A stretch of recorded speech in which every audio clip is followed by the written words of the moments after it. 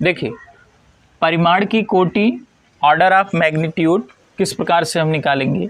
किसी भौतिक राशि के परिमाण का निकटन 10 की पूर्णांक घात वाली संख्या में कर देने पर प्राप्त 10 की घात को उस परिमाण की कोटि अथवा कोटिमान कहते हैं। ठीक है, अब बात जैसे कि हम किसी भी संख्या में उदाहरण की बात करें, जैसे उदाहरण देखें, जैसे कि मान लीजिए कोई भी संख्या है, जैसे हमने इतनी संख्या लिखी हुई है। ठीक, अब इसको हम लोग अगर 10 की घात के रूप में लिख दे तो 10 की घात जो होगी उसकी क्या कहलाएगी, कोटिमान कहलाएगी या फिर कोटि कहलाएगी। जैसे इसको हम लोगों ने पढ़ा हुआ है कि भाई जैसे कोई भी संख्या है, वैज्ञानिक संकेतन पढ़े होंगे। वैज्ञानिक संकेतन का मतलब ये होता है कि दशमलव अंक के, अर्थात दशमलव के आगे सिर्फ एक अंक होना चाहिए।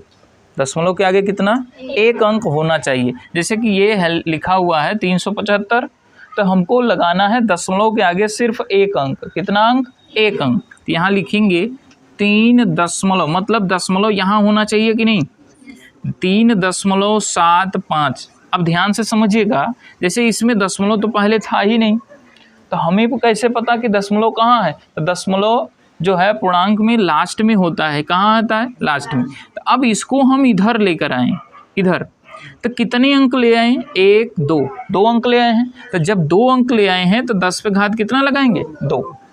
तो ये जो 10 की घात में मिला है यही इसकी कोटिमान है या परिमाण की कोटि है। बात समझ में आ रही है। इसको हम लोग बोलेंगे कोटि। अभी कोटिमान निकालते कैसे हैं ये हम लोग आगे चर्चा करेंगे। पहले कोटिमान समझ लीजिए कि किसी भी भौतिक राशि के परिमाण का निकटन 10 के पूर्णांक घात वाली संख्या में कर देने पर प्राप्त 10 की घात को उस परिमाण की कोटि कहते हैं। जैसे हमने 375 को 10 की घात के रूप में बदल दिया कि नहीं, तो जो 10 की घात प्राप्त हुई है, 10 की घात कितनी है, 2। 10 की घात कितनी है, 2। तो इसका कोटि कितना होगा, इसका कोटि होगा 2।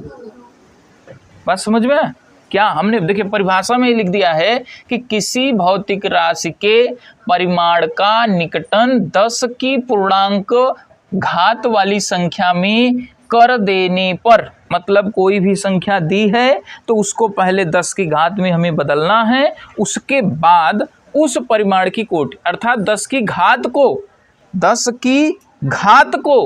की घात को क्या बोलेंगे, उस परिमाण की कोटि बोलेंगे, या उसको क्या बोलेंगे, कोटिमान। बात समझ में। अब इसी के बाद हम लोग जो है सीखेंगे कि कोटिमान ज्ञात कैसे किया जाता है। ठीक, तो नेक्स्ट हेडिंग डालिए, कोटिमान ज्ञात करने की विधि।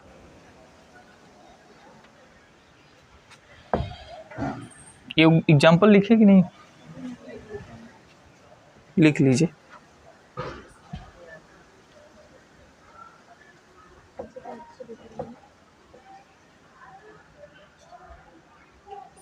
जैसे एक और उदाहरण लिख दे रहे हैं ना, नीचे इधर लिख दे रहे हैं।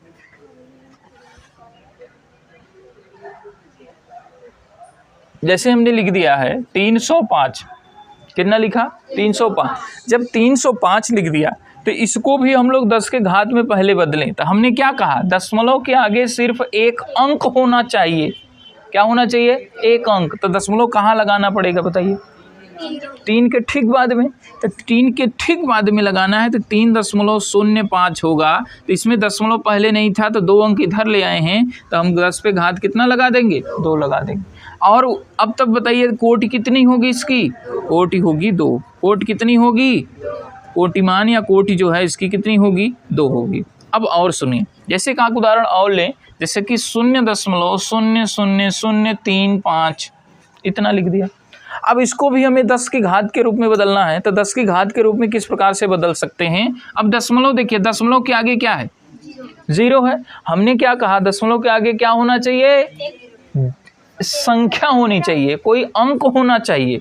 तो यहाँ दशमलव कहाँ ले जाना पड़ेगा, हमको वापस इधर ले जाना पड़ेगा। 1 2 3 4 अंक, तो 1 2 3 4 अंक इधर। तो 3.5 गुणे 10 पर अब कितना, -4 आएगा। ध्यान दीजिएगा, इधर ले आएंगे। देखिए दशमलव हम इधर लेकर आ रहे थे तो पॉजिटिव में हमारी घात आ रही थी। अब दशमलव हम इधर लेकर गए हैं तो जो घात होगी हमारी कैसी होगी, नेगेटिव होगी, यानी माइनस में होगी। बात समझ में आ रही है कि नहीं आ रही है? तो इस प्रकार से हम इसकी कोटि ज्ञात कर सकते हैं। तो कुछ एग्जाम्पल लिखिए, फिर हेडिंग डालते हैं कोटिमान ज्ञात करने की विधि। ये एग्जाम्पल दोनों लिख लीजिए।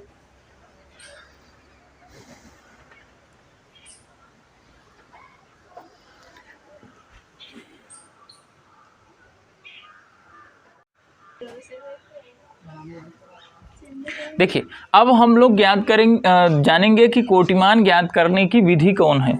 कोटिमान ज्ञात करने की विधि सब लोग ध्यान से देखिए भाई। पहले नंबर पर कोटिमान ज्ञात करने के लिए सर्वप्रथम दी गई संख्या को 10 की घात के रूप में व्यक्त करना पड़ता है। ठीक, पहले हम लोग क्या करेंगे, जो भी संख्या हमको दी गई है उसको हम सबसे पहले 10 की घात के रूप में क्या करेंगे, व्यक्त करेंगे। फिर उसके बाद पुनः उस संख्या की तुलना √10 अर्थात 3.16 से करते हैं। यदि दी गई संख्या 3.16 से बड़ी है, यदि दी गई संख्या, जिस संख्या का हमें कोटिमान ज्ञात करना है, अगर वो 3.16 से बड़ी है, तब 10 की घात में 1 जोड़ देते हैं। तब क्या करेंगे, 10 की घात में 1 जोड़ देंगे। अभी हम एग्जाम्पल बताएंगे, तुरंत क्लियर हो जाएगा। और यदि संख्या 3.16 से छोटी है या बराबर है, तो तब उसके घात में कोई परिवर्तन नहीं करते हैं। उदाहरण देखिए, जैसे उदाहरण की अगर हम बात करें, उदाहरण जैसे हमको कोई संख्या मिल गई, ध्यान से सुनिएगा। जैसे हमने लिख दिया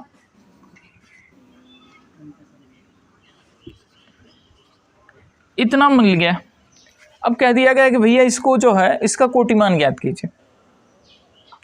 तो चलिए देखते हैं कोटिमान कैसे आएगा। ध्यान से समझना।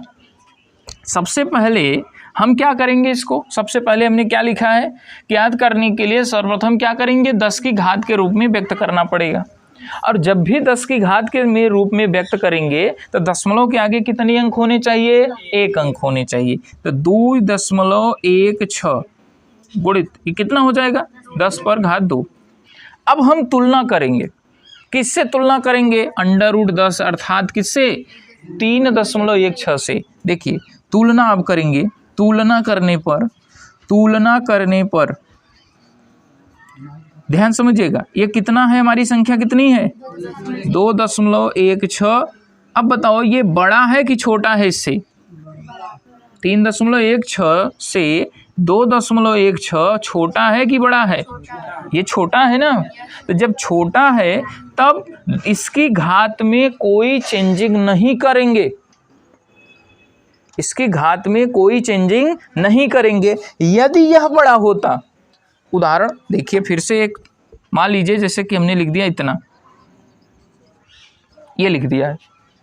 अब इसको भी पहले 10 की घात के रूप में व्यक्त करिए, तो कितना हो जाएगा, 4.735 गुणित 10 पर कितना, 1 2 3 अंक इधर आए हैं तो 3। अब फिर से कंपेयर करिए, अब देखिए कितने से करना है, 4.735 का हमको करना है किससे, 3.16। तो साफ साफ दिख रहा है कि ये बड़ा है। जब ये बड़ा है तब इसकी घात में 1 जोड़ देंगे, तब इसका जो कोटिमान होगा, तब कोटिमान लिखा जाए तो ये हो जाएगा 10 पर 3 तो पहले था, 1 और जोड़ दो तो कितना हो गया, ये 10 पर घात 4।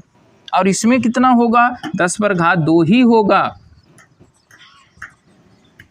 इस प्रकार से हम कोटिमान ज्ञात कर सकते हैं। समझ में आया? नोट कर लीजिए।